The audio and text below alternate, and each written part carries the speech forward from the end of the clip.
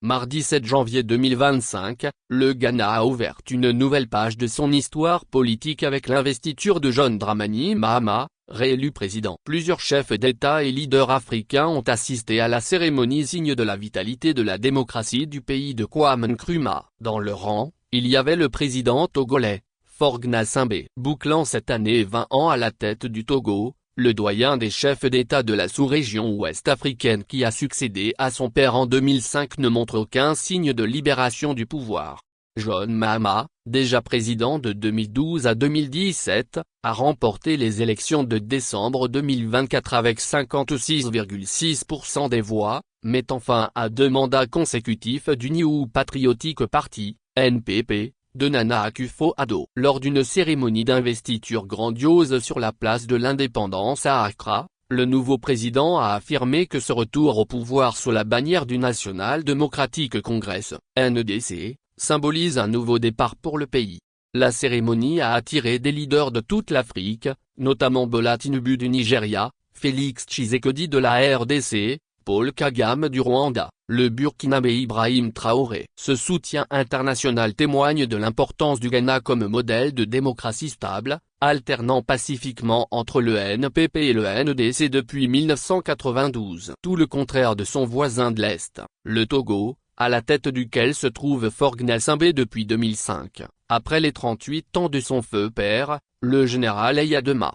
La démocratique tournée en bourrique. Ainsi, depuis plus d'un demi-siècle, les Togolais n'ont jamais connu ce que les frères ghanéens ont vécu encore mardi. En effet, selon un sondage d'Afrobaromètre, plus de 3 Togolais sur 4 rejettent la dictature. Selon la même enquête, seulement un tiers des Togolais est satisfait de la manière dont la démocratie fonctionne dans le pays. Cette étude témoigne de la soif des Togolais de voir se réaliser une alternance à la tête du pays. Mais rien n'y fit. Traité de tous les noms d'oiseaux et devenu infréquentable à certaines époques, le régime togolais est contraint aujourd'hui de se montrer plus rusé. Pour ce faire, il se déguise en démocratie sous Faure Gnassingbé. Il faut organiser les élections de manière régulière, mais avec une dose minimale de démocratie véritable. En effet, sous l'échiquier international, l'heure est à la démocratie. Le pouvoir de Lomé le sait très bien, il a donc changé de carapace. Le régime togolais est ce que l'on pourrait appeler une dictature à visage démocratique. En arrivant au pouvoir en 2005,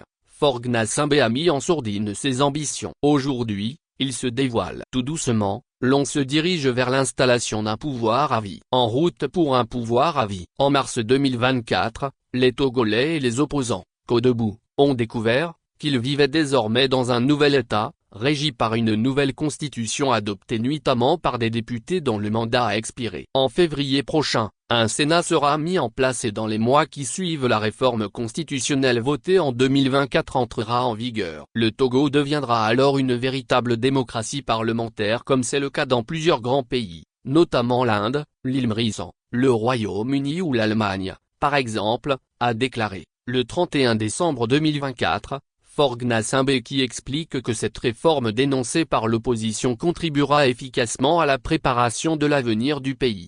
Mais en réalité, ce changement de la Constitution est un projet authentiquement renversant emballé dans du papier démocratique. En effet, le régime togolais est un grand créateur. Il est à la dictature ce qu'Yves Saint-Laurent était à la haute couture. La transformation de la démocratie, au contraire, par un changement de la Constitution présentée comme démocratique, mais nourrit un projet qui n'a rien de républicain. Pour l'opposition, il s'agit tout simplement d'un coup d'État constitutionnel qui dénonce une manœuvre politique visant à permettre au chef de l'État actuel, Faure Gnassingbé, de se maintenir au pouvoir ad vitam aeternam. Malgré la contestation, le pouvoir de Lomé fonce en présentant cette constitution taillée sur mesure comme la voie royale de la démocratie. Il faut dire que le pouvoir togolais manie le double langage à perfection et sait enrober son projet liberticide. Les droits de l'homme n'ont plus leur place dans la Constitution, ils sont indexés, dans une phraséologie prétendument démocratique. La méthode du régime pour installer indéfiniment Faure Gnassingbé au pouvoir pourrait se résumer en 3 points,